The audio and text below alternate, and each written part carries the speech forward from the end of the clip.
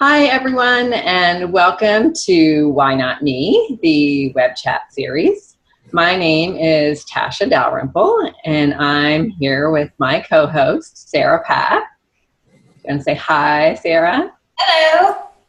Today, we are going to be chatting with a guy by the name of Ted Jackson, and Sarah is going to tell you a little bit more about him. Well, I'm so excited to speak with you, Ted, today. I was first introduced to Ted when I saw a program on ESPN about his story of running 7 marathons in 7 continents in 7 days. And I heard the blurb about this, and I had to hit the record so I wouldn't miss the program, because it just blew my mind, being somebody who's run 1 marathon, and then I needed an entire year to recover before I could do it again.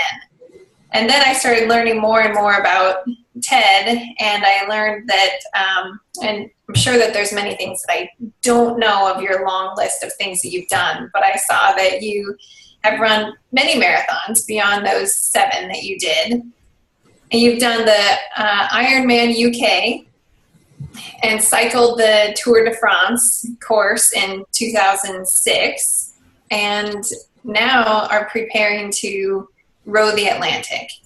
And he's doing this in support of a very important cause that's overcoming MS, which we'll talk about a little bit more as we go on. But Ted, I was blown away by your story, and particularly at least how they told the story, that you're not really an elite athlete who's been doing these things for a long time. So I instantly wanted to know, how do you do it?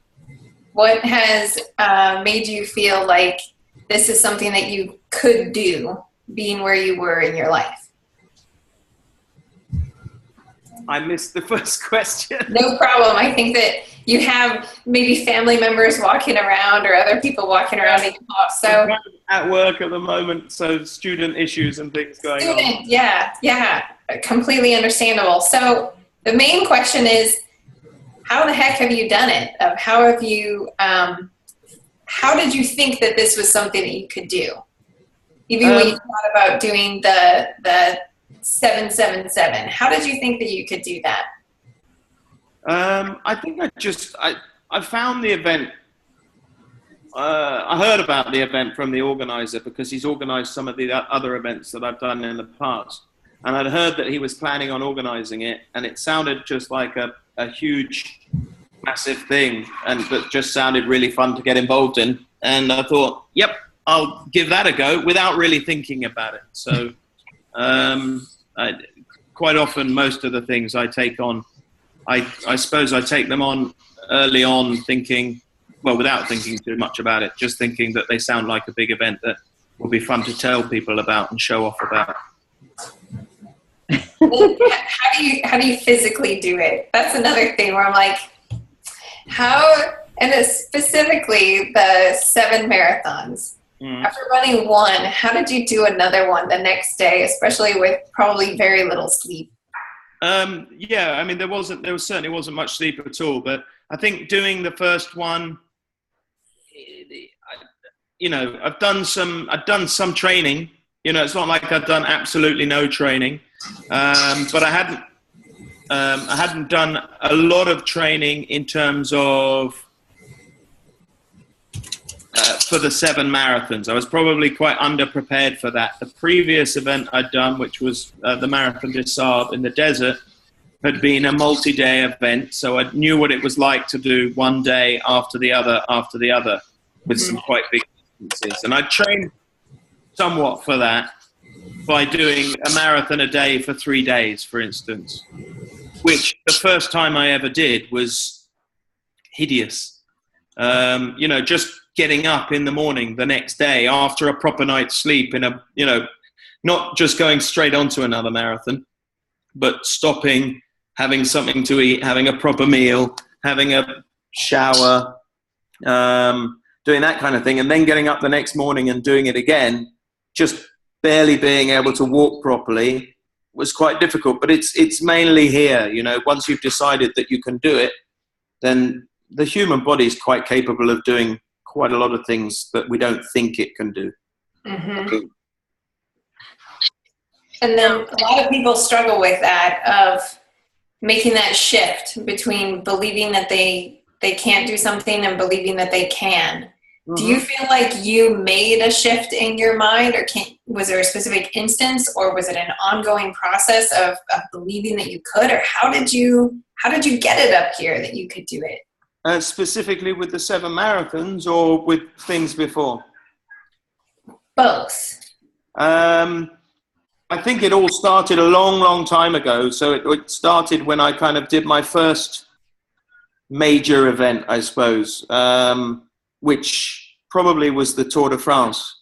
And it was something, you know, doing the route of the Tour de France is 2,500 miles in 3 weeks. And I suppose I did quite a lot of training on a bicycle for that in the year preceding. But actually, when I got out there, I did the first stage, and I thought, there's a good chance I'm not going to be able to make it through the second stage. And I thought, whoa, I'm fully underprepared for this. I'm never going to make it. And then I kind of just did the second stage.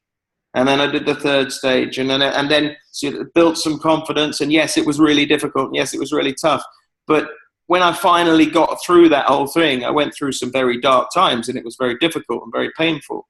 But I made it through to the end. And I figured if I can make it through to the end of that, there's not a lot that I can't do from now on.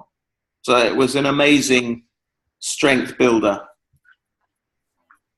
Wow. Wow.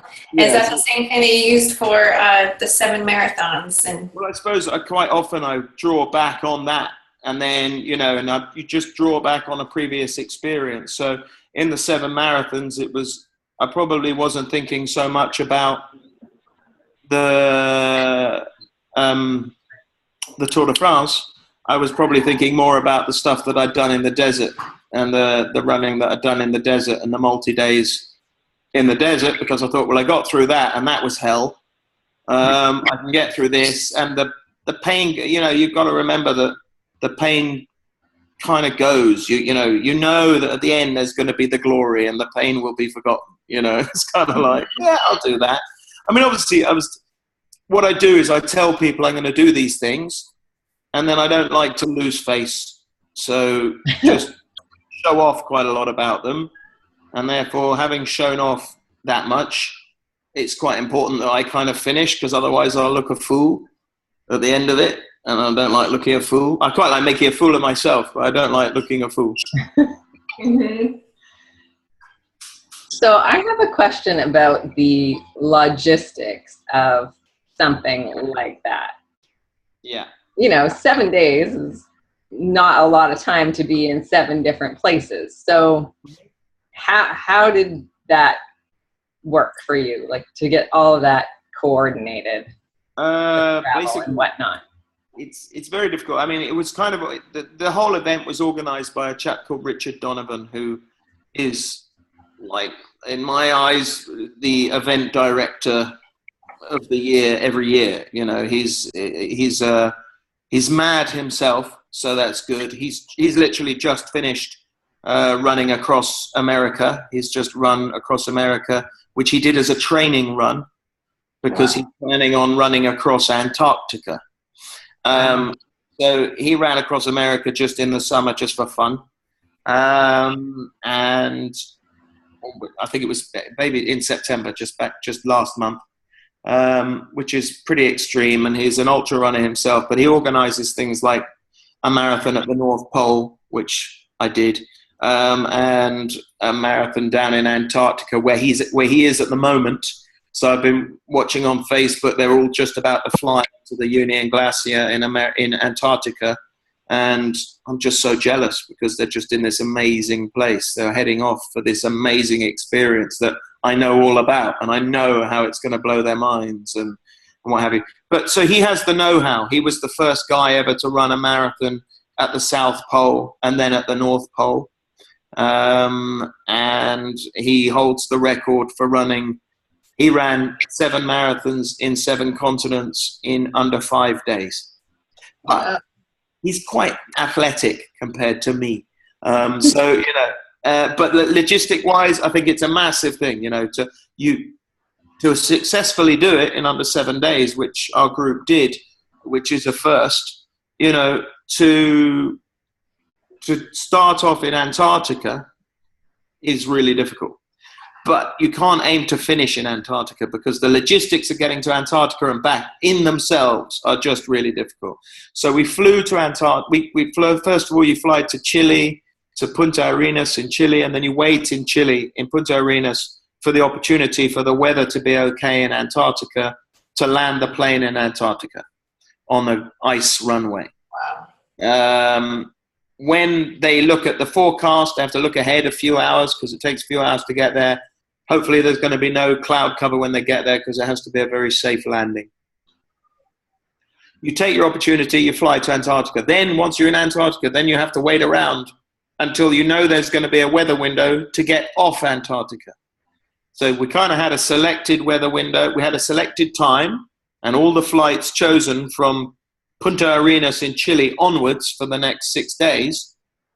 But it was really important that the Antarctica section happened at the right time so that we could then catch all the following connecting flights. We were lucky. You know, we didn't have any delays this time. If there had been a delay by 24 hours, then I think we had the ongoing flights and logistics had been organized, you know, that we would be able to go 24 hours later. Okay. These logistics were organized with the airlines. But so the real key to it is getting the logistics right in Antarctica. And that was built up through, you know, Richard has years of experience working in Antarctica. He runs, there's an ultra marathon on Antarctica and also a marathon, which they're in the process of kind of running at the moment. So, yeah, he's really the sort of go-to guy.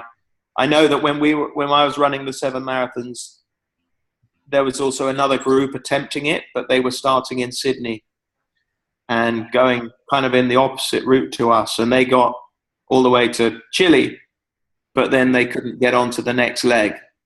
There's a little bit of hoo-ha about some of the people who've got different opinions as to what counts as a marathon in Antarctica. All I know is that we keep our side of the street clean, and we did our marathon on the mainland of Antarctica, so there's no doubt as to whether our marathon was in Antarctica. The other guys, a lot of people do their marathon on something called, I think it's George Island or King George Island, which is kind of off Antarctica and not really, from my view, not the same thing, but I don't want to ruin anyone's parade.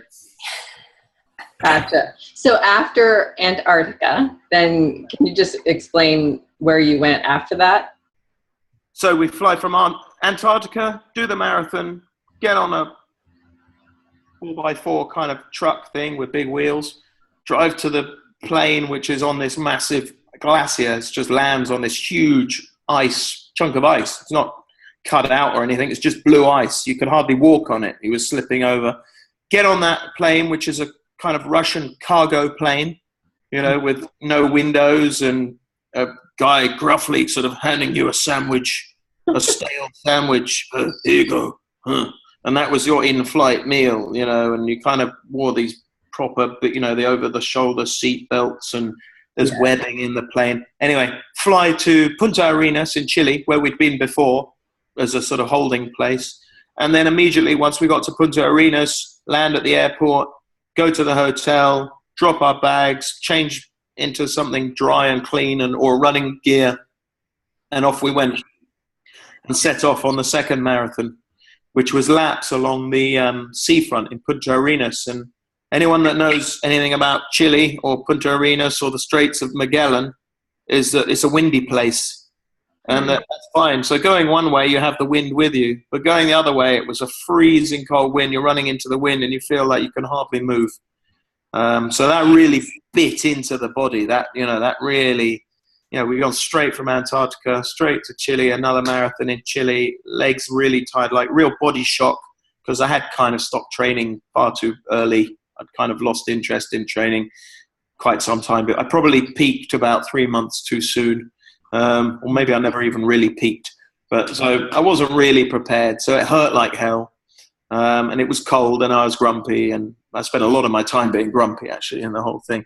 But yeah, no, it was good. It was good fun. But so a marathon at Punta Arenas, and then finish the marathon and go and pick up your stuff, pack your bags.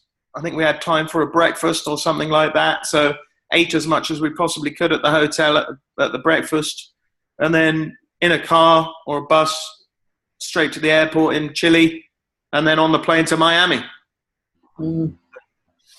Then we arrived at Miami, I think at about, I'm assuming about 5 o'clock in the morning. It was certainly dark, and I was feeling pretty rough at this stage. You know, done 2 marathons and wasn't looking forward to the third. Never been to Miami, but you know, you have that with quite a long queue in the airport. These are things that were a bit irritating. You know, you stand around in queues.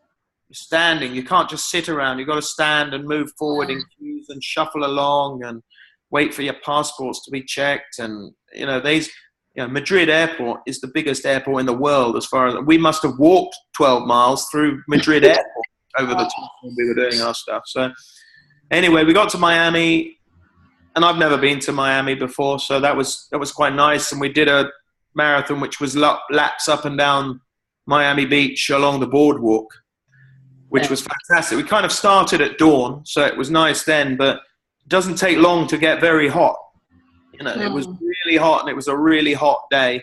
And before long, you know, it's like the sun was beating down on you, and you know, the view at Miami Beach is quite nice, and we're running past the Versace mansion and things like that. But which is all right the first time, but when you get to 8th time along and things like that, it was pretty tiring. I think my stomach started to cause me some trouble on that run, but luckily there was a convenient stop halfway along, which I managed to find just in time. And then life got a bit easier after that, actually. I was in a bit of a panic situation. But Miami was fantastic, actually. It was just a beautiful, you know, the weather was glorious, but too hot for running in, really, for me. And then we really had, you know, finished the Miami one, back to the hotel where there were some other people running with me on this event, you know, so, and they were generally quite a lot faster than me.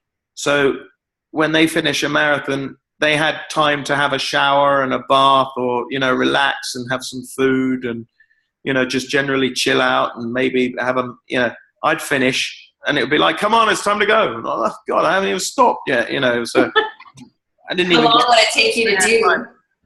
Literally stopped in Miami in a hotel room that I got 5 minutes in to have a cold shower, and then it was off to the airport, you know. So then it was off to Miami airport again, standing in queues, checking in, blah blah blah. Still we ate on the plane, you know. I'd eat plane food, you know, the food from the plane. You didn't really have time to stop in an airport McDonald's or a Burger King or so. There was one time in Miami when we finally got to stop and have a decent stop in a Burger King. Am I allowed to? Yeah, you must be allowed to do that as well. I ate a lot of Burger King that day. But generally, we were eating junk. You know, there was nothing scientific about the food we were eating. It was whatever we were given. I would just wolf down. Yeah. So Miami, and then, of course, it was a longer flight. So quite a nice flight from Miami over to Madrid. And that was quite a nice long flight. But again, we arrived really early in the morning in Madrid. And I think Miami had been 30 degrees or something. And Madrid was 0. Oh, wow. You know, so we'd gone from 30 degrees to 0. Long journey from the airport in Madrid to the start of the course, which was this freezing cold park in Madrid in the middle of nowhere. And that was quite a hilly course, actually. So that had some hills in it, which was, again, another bit of a, whoa, that hurts. And by which stage, what is Miami? I'd already done 1, 2. How many had I done then? Antarctica, 2. I'd already done 3, so this was our 4th marathon. So marathon number 4 was Madrid, and that was kind of like a halfway point of the marathon in Madrid. I was just turning around the halfway point, and my wife appeared. um, which was a real surprise and a lovely shock and a surprise. So that was really nice because I got to sort of walk along with her and we could chat, took my mind off things. It was really exciting to see her. And then I turned around and my daughter turned up as well. It was a really nice surprise. I certainly hadn't expected to see her. So that kind of got me through that marathon. Got me through to the end really quite easily. Again, everyone else had been at a sort of restaurant at the end of the marathon, had had time for a meal. I got rushed. I said goodbye to my wife and daughter, and was rushed straight onto a coach back to the airport. And we had to rush to Madrid airport to fly to Marrakesh.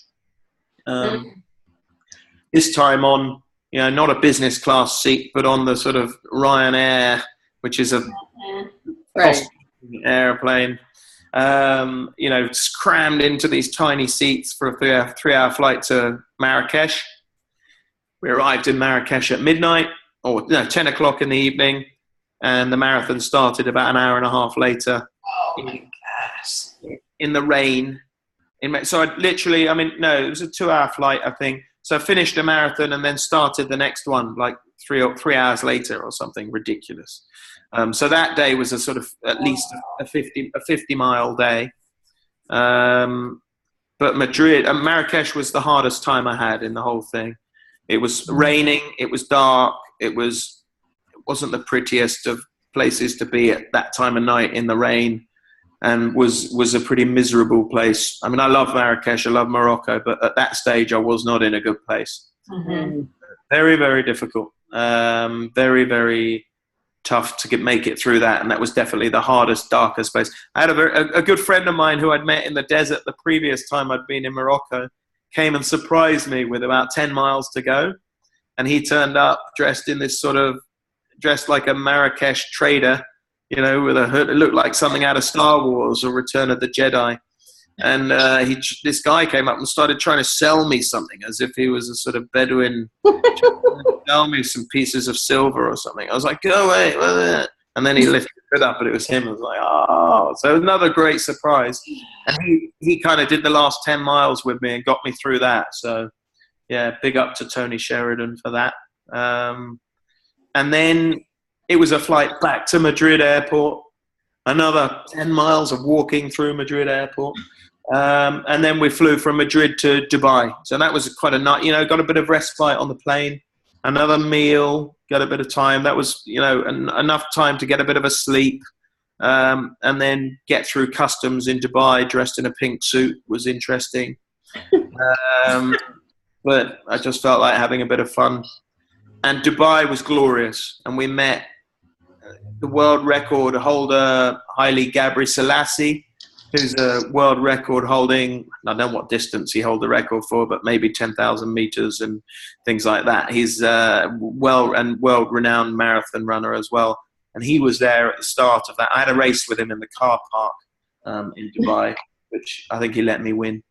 But that was fun.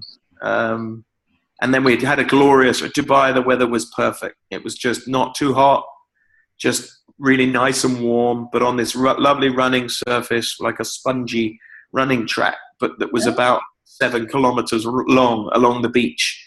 So that was kind of fun. I sang at someone's wedding. There was someone having a wedding on the beach.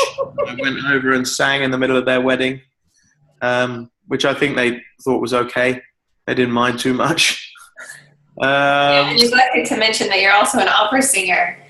Yeah, well, I've done opera singing in the past, so yeah. So that kind of gets me through when I'm feeling a bit down. I'll burst into a bit of song, and just as a group, we had a really nice group of us that were doing the whole thing, and just I suppose part of what I do when I go on these group things is I mess around a lot, because I suppose it keeps me going, because then I have a job to do.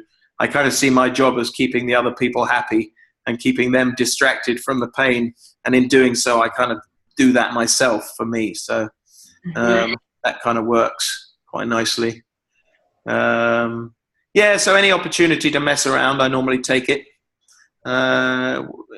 which is great. So finished Dubai. Again, I had about 10 minutes in a hotel in Dubai, and then it was back to the airport, ready for the final leg. But, halfway through the Dubai Marathon, that's when I started to think, yeah, I got this thing nailed, because I've only got to finish this, and then I've only got a marathon tomorrow in Australia.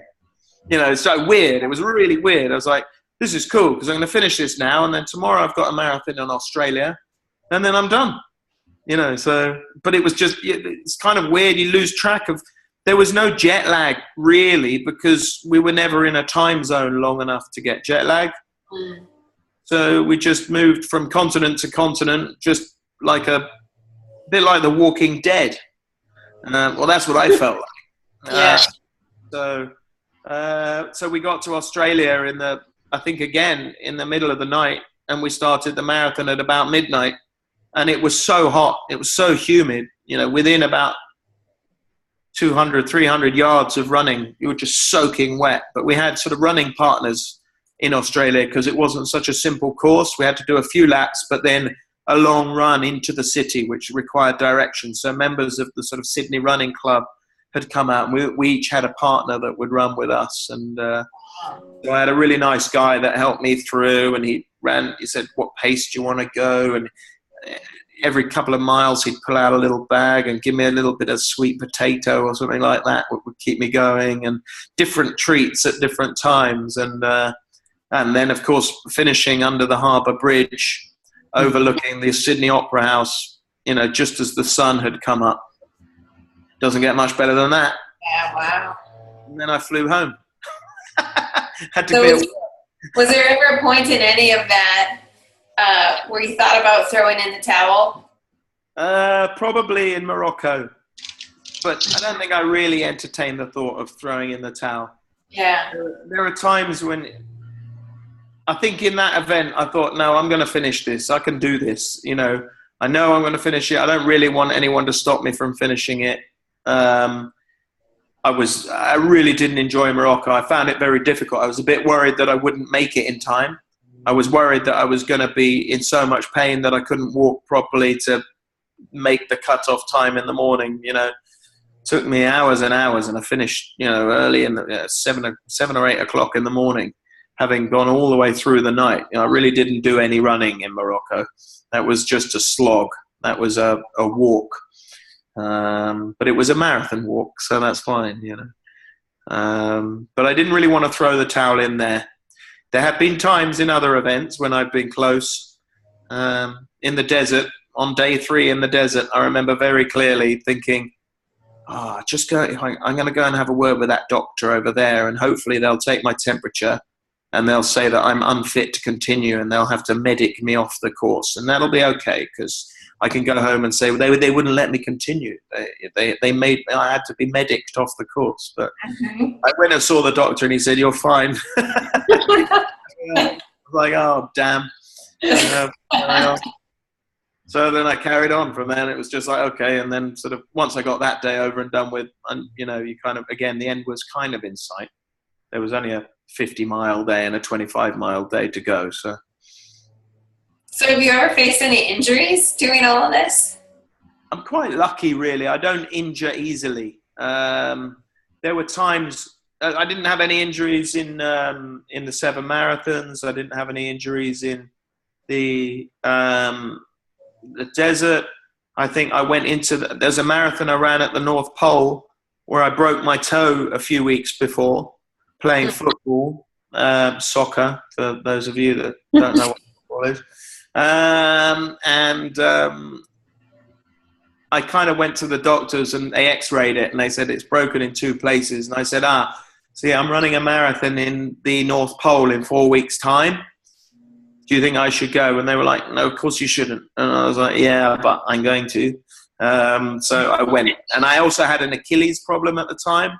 But I thought, I'm not missing out on this. So, and actually the way I cured it, which I don't know if this has worked scientifically or not, but where we were staying in northern Norway before we flew up to the real North Pole, there's the sea is frozen. And you can walk down to near where the sea edge was, and there were little gaps in the ice and stuff like that. I hadn't really understood the risk of polar bears at the time, that there are polar bears in this town, you know, around the town. You're not supposed to leave the town without a gun. And I sort of went off down to the seafront on my own, thinking, I'm going to go and dip my toes in the sea and see how that is. So I sat on the seafront with my foot in the water in the sea. And the sea is at -2 degrees because it's seawater, so it doesn't melt at 0 degrees. It melts, so it's colder than. But I went down and put my foot in the water for as long as I could, and the Achilles tendon. And actually, I kind of fixed myself, so maybe I've stumbled across something in terms of injury prevention. But I went and did that for 2 days in a row. I don't think I'd do it again because I didn't realize that polar bears were that dangerous, like there really were. You know, if I'd sort of gone off, wandering off, I was only probably a couple of 100 meters away from the nearest house. You can't outrun a polar bear. So I was a bit stupid. Well, at least you were also lucky. Yeah. I didn't come across any. Yeah. That's amazing. So you said that you didn't train a whole lot, and I'm just so curious. How much did you train for the 7 marathons? Were you running up to a marathon in your training, or? It's weird because I don't really train. I don't really have a training regime. I suppose what I do for it is I enter other events and tend to just turn up to other events and do them. So there were a few marathons in the lead up to it that I did, where I did the Berlin Marathon, which I just turned up and ran, and there was some local marathons around here. So there's one in the hills, a really hilly, hard marathon, which I turned up and did and came last in. But I did it, you know, just like, so I don't have a regular regime of going out for a run 3 or 4 times a week and doing that, because I find it difficult to commit to that and find the time. And, you know, I'm normally working a lot. I'm lazy, and it's more impressive if you don't train. It's, you know, if I was thin and like the guy that won it, it's easy. You know, these guys are athletes. It's much more fun doing it as a fat bloke. Better to do it while you haven't trained, huh? Yeah. When I used to run, it seemed to be, at least in the crowd that I ran in, the people didn't even want to walk. It was like, you don't stop running. And and then the idea of coming in last. Yeah. I think a lot of people wouldn't even run it if they thought that they would come in last. So has that ever bothered you, of coming in dead last? Or No, because even if you come in last, you come in ahead of about 70 or 80 or 90 or 2 million other people. You know what I mean? So, you know, you're still ahead of the people that never started. You know, I did Ironman in England, in the UK. I signed up to do the Ironman, and I did no training for it. I just hadn't. I'd paid for it, and the year before, and then it was like, oh, it's Ironman next week. I can't go because I haven't done any training, so I didn't. You know, and then I thought, well, what I'll do is I'll pay for it again, and because there's no way I'm going to waste that much money again next year, and I'll definitely train for it. And so I paid for it and signed up, and then I didn't train for it, but I thought, oh God, I better go and try it anyway. So I went and tried it, and I did the swim, and that was all right, although I'd never done any swimming. I mean, not that I don't swim, but I certainly hadn't been in a swimming pool in the year running up to it. And it's a 2.5 mile swim, which I kind of did breaststroke, not front crawl, because my goggles leaked. But I think that helped me preserve energy, get out the water, go and do a bike ride, 112 miles on the bike. Well, I hadn't done a bike ride for a long, long time before, but I kind of suppose because I'd done the Tour de France, I thought, well, I can do anything. So that really hurt. And I came in pretty much last on the bike, but still under the cutoff time, just by about 4 minutes. And then I thought, well, I'll throw in the towel now. There's no way I can do a marathon now. I could do a marathon, but I'm not going to do it because I know I could finish the distance, but I'm not going to do it in under 17 hours. And I think 17 hours is the time that you get a medal in. So, and I really wanted a medal, because you want to get a medal and you want to be able to say, I'm an Ironman.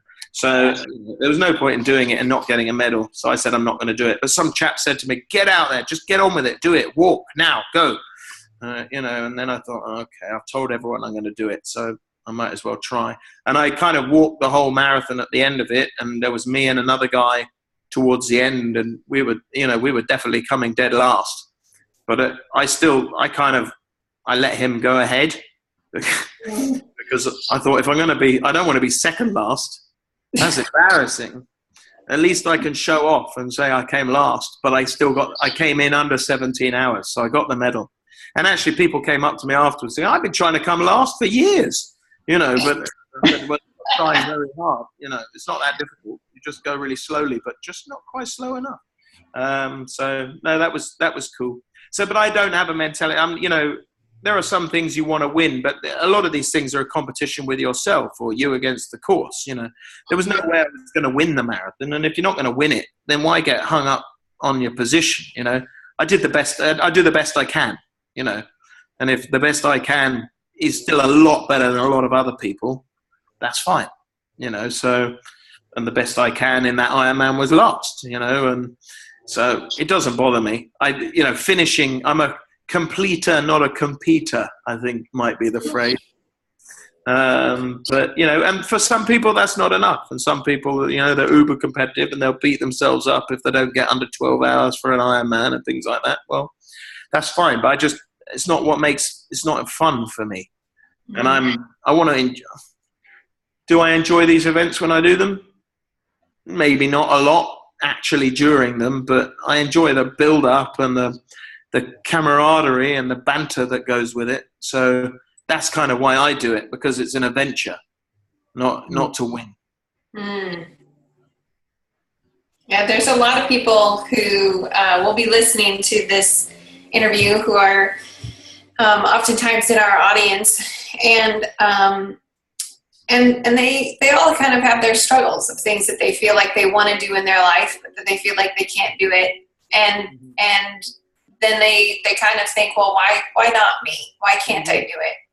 If you were to say one thing to somebody out there who is struggling right now or feeling like they don't know if they could make some dream happen, they don't know if they could actually do that, what would you say?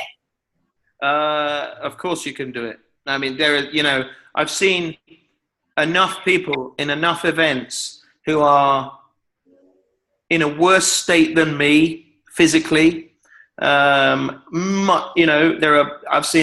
been overtaken by Jesus carrying a cross barefoot in the Berlin Marathon. Obviously it wasn't the actual Jesus. Well, it may have been, but I don't think it was. I've been overtaken by Fred Flintstone carrying his car. I've been overtaken by people who weigh twice as much as me, and they're doing it. I've been overtaken by people with cerebral palsy. I've seen these people run these, the events I've taken part in, there have been blind athletes. I've been in a guy did a marathon in a wheelchair at the North Pole.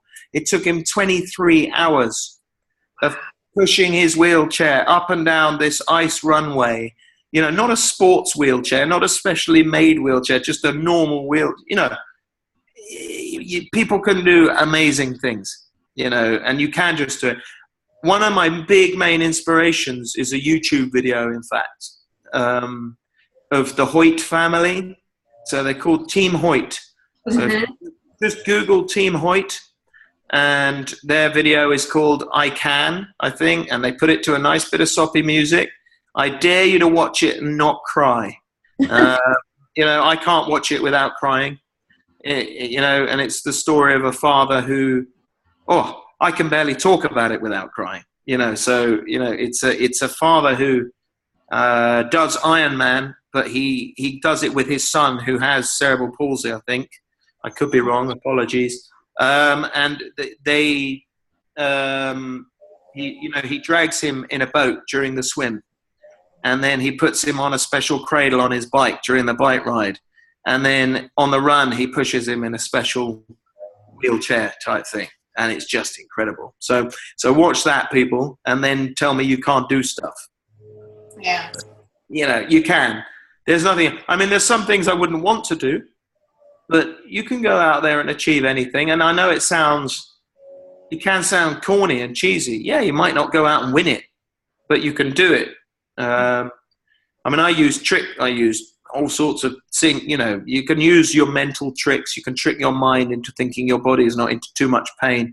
You can distract yourself, from the pain by using all sorts of things. I normally if I'm feeling rubbish in a marathon or something, I think, well, all right, I've got 12 miles to go, but I'm here. There's been a tractor accident. My child is here, and we're the only people here, and I need to go and get help. So for that extra 12 miles to go, you'd do 12 miles if you'd never done 12 miles before, wouldn't you? Anyone, you just would, regardless. If it was 50 miles, you'd do 50 miles. You wouldn't go, oh, I hurt, I can't go on. You'd carry on going without whinging.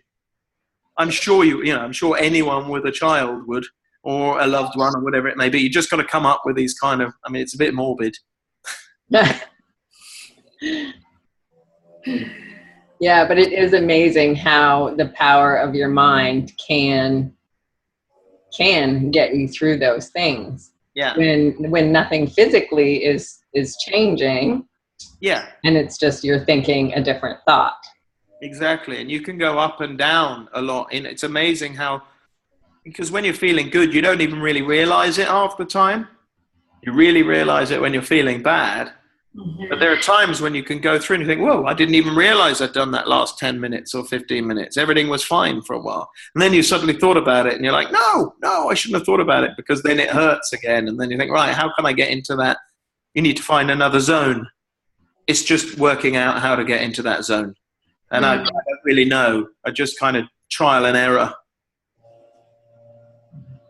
Wow. So what's, go ahead. So what's next? I know rowing. What are you rowing? I'm in the process of we're kind of, hopefully, you never know with these things. Expeditions can be difficult to organize, but we're looking to put together a row from Senegal to Brazil, which is across the Atlantic, obviously, across the equator, couple of 1,000 miles in a rowing boat, a team of 8 of us trying to break the record, which is about 30 days. No one's done it under 30 days before. So I've never rowed before in my life, so it'd be quite interesting. Wow. It's amazing. I'm sure it'll be fun. Well, it might be quite scary from time to time, but it should be fun. I mean, I signed up. I got back from the 7 marathons, and about 3 days later, it was like, oh, I've accidentally signed up to row the Atlantic. So accidentally. I was planning on retiring, but I think it's a bit of a bug, really. So it's. Now, the other people that you're rowing with, is this people who A, do row, and are they people that you B, know? They're not people I knew to start with. Well, one of them's my son, so I know him quite well. But he's the only other person I knew on the crew. The rest of the crew I didn't know. I know them now because we've been on, weekend training sessions of yomping across moors and putting ourselves through quite a lot of hardship. No actual rowing, just hardship weekends, because it's all about how you deal with pain, essentially, and how you deal with situations. They are not rowers, essentially. There's one guy who's the world record holder for an indoor rowing machine, rowing 1 million meters. There's a couple of guys who are about 6'5" and absolute machines, but they've never rowed before. There's a couple of girls. They rowed at their colleges in Oxford and Cambridge, but that's river rowing, which is very different to ocean rowing. Another guy who's just an immensely fit 45-year-old. So it's a kind of combination, but they're all. I think you've got to be a little bit mad, So we're all like-minded. Right. I would say. So how do you find out about an event like this and accidentally sign up? I saw it on Facebook and just thought, oh, that looks interesting. And then I found myself writing an email to the skipper. And you find yourself, I knew that when I wrote the email, they'd want me on their team. I know it sounds cocky, but I knew that the way I was writing it was just, they'd find it difficult to refuse. Or that's what I was thinking in my mind anyway. But I was also thinking, I shouldn't be writing this. I should not be writing. Do not write this here. Do not press send, because they will say yes. And they did. So it was, so that was that, really. And then I went and met him. We met up. We had a meal, and he went, "Yep, welcome aboard, fatty." That was his phrase. All the other people on the team have got like 6-packs, and they're physically able. I think I'm there for entertainment reasons. Keep everybody laughing as you roll along. Well, apparently my wife says I'm not that funny. But I think even if I'm not funny, they can laugh at me instead of with me. So that works out. And how is your wife doing? For those who don't know, that she has MS and have been doing this for many of the events for Overcoming MS. Mm-hmm. Yeah, Overcoming MS, which is a small young charity which supports. It's a mega support for people who have MS. It's basically promoting a diet and a lifestyle which has been medically researched by Dr. George Jelinek, who's an Australian doctor who has MS himself, whose mother died of MS, and he kind of dedicated his life to research. He was a medical practitioner before he found out he had MS, and when he found out, he thought, you know what, I'm a doctor. I know how to research, and I'm going to really dedicate my life to this. And he's done a lot of studies, and found a way of life and found a diet that makes him. No one's come up with a wonder drug yet, and every day you read about wonder drugs for MS sufferers. And in many ways, taking a pill's a bit easy, and actually making a change to your lifestyle and things. Which Sophie, my wife, went to an information day, and we'd been to some information days before run by other charities, which were doom and gloom, and basically said, well, we could get you a chair that you could sit at in front of the sink, to help you when you're doing the washing up and things, and take a weight off it. And I was like, what? Hang on, I want to know if I can run and swim and do stuff and things like that. There wasn't a lot of hope, but she saw this information day run by Overcoming MS, and she thought, you know what, I'll give it one shot. I'll go. And she came back utterly changed just from this one afternoon. Just thought, she was given hope and just went, wow, there is hope. I'm going to give this a go. I'm going to give it a try, and this is the lifestyle. It's not that extreme. It's not like doing an extreme diet. It's just a healthy diet. It's a very low fat, no animal products essentially. I think you can eat some fish, but basically it's a vegetarian style lifestyle. But you don't want to put these things put people off, I think, because I think there are so many hardline vegans out there who promote their lifestyle in not in the most positive of ways, whereas this is very much promoted from a place of hope and stuff as a real way out. And so that, combined with a certain amount of vitamin D and meditation as well, so initially these are the sort of things that might have scared Sophie off. But actually the way it was presented and the evidence and the way it was presented, and actually her just saying, right, from that day onwards, she took up this lifestyle. Mm. And from that day onwards, her symptoms she's been kind of symptom free. Nearly, certainly hasn't lost the power of speech like she lost before. When we found out she had MS, it was like I came home one day, she came home from the gym and She couldn't speak properly.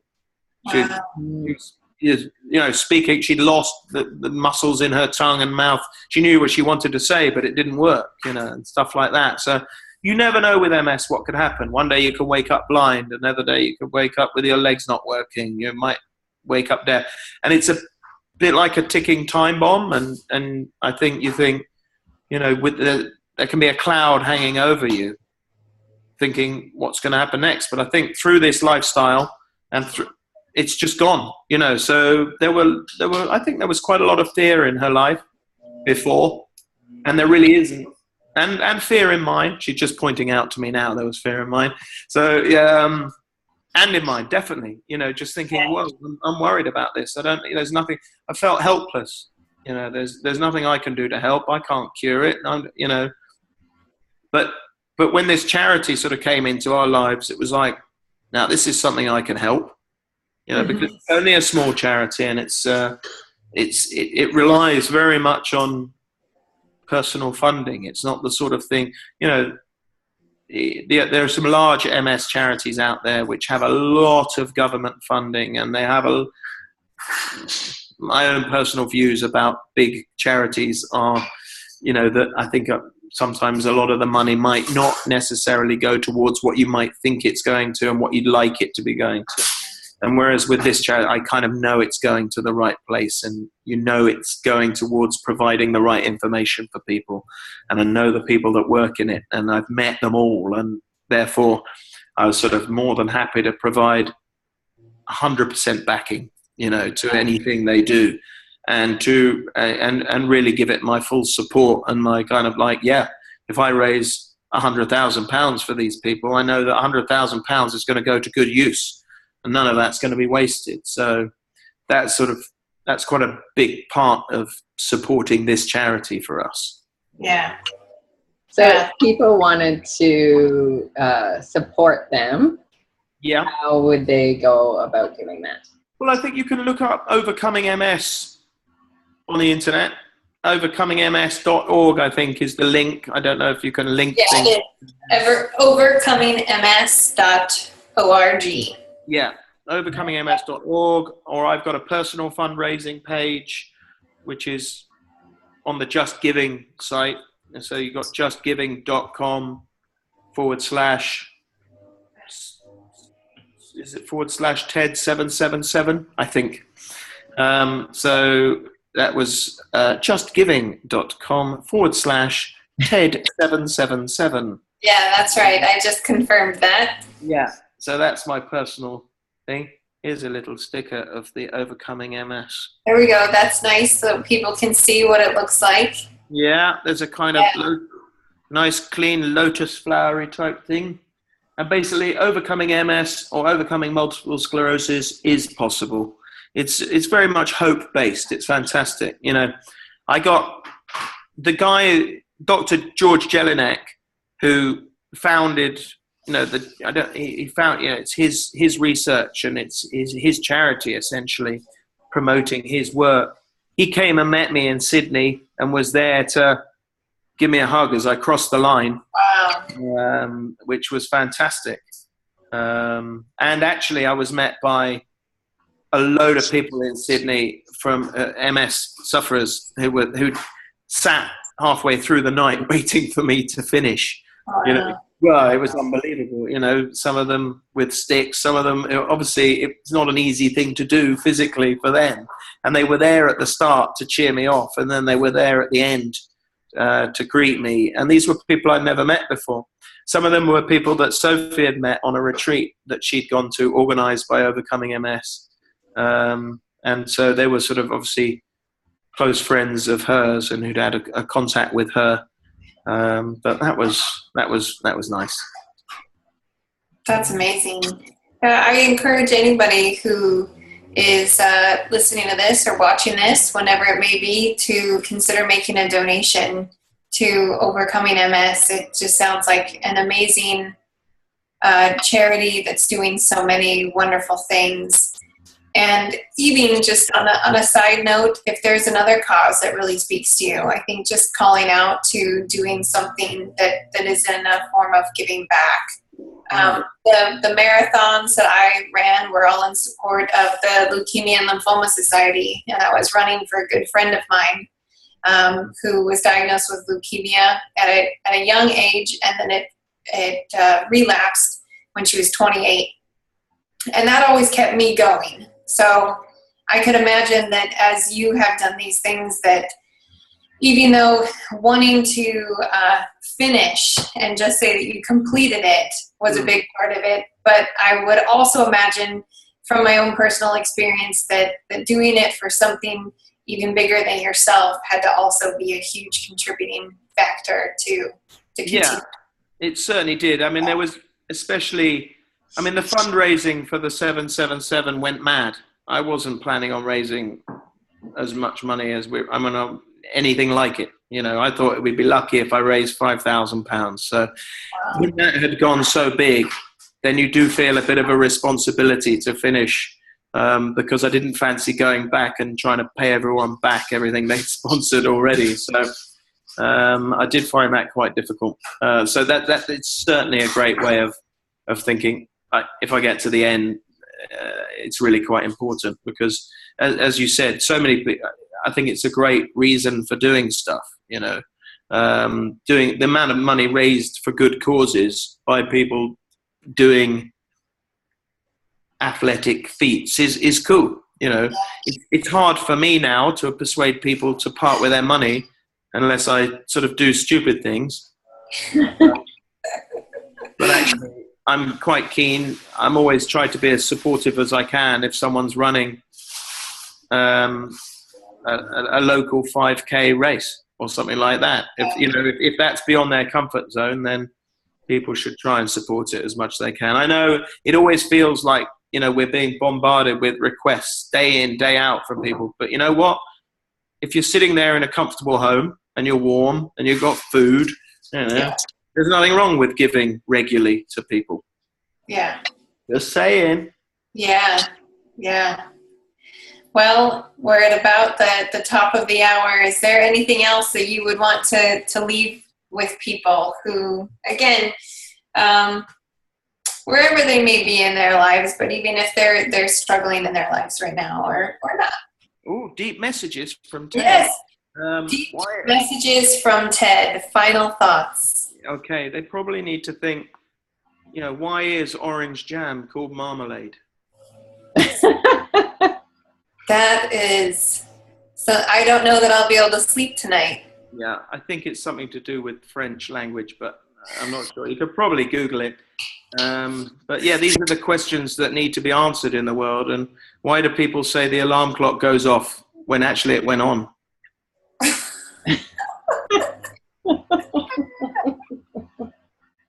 I can't say deep and meaning things to people. Just go and, otherwise I'm going to sound like a Nike commercial. No, we wouldn't want that at all, no. No. Let's do it. Hang on. I'm loving it. I'm not promoting McDonald's either. I am now, in fact, because you may have, if you've seen the ESPN piece, I ate quite a lot of kebabs, and I haven't had a kebab. I think in America they're called heroes. Stuff you slice that looks like an elephant leg. It's one of my favorite foods, but it's not very healthy. But I am now attempting to eat the Overcoming MS lifestyle style food type. So I'm trying my best on that. But it doesn't matter if I'm not perfect. That's what it is. There's the message. Doesn't matter if you're not perfect, but try stuff. There you go. See? We got there. I had a feeling there might be something in there, despite. And that's a good one, though. Yeah. I know. That was worth the wait for it to come out. Not perfection. Exactly. I'm going to still be thinking about marmalade for the rest of the day. There you but go. I'll also be thinking about you don't need to be perfect. No, these are the issues that are important. Yeah. Well, thank you so much for your time. It was an absolute pleasure. I'm so happy to have been able to speak with you and learn more about your story. And again, overcomingms.org for everybody else. Thank you, Ted. Thank you so much. Well, thank you very much for asking me.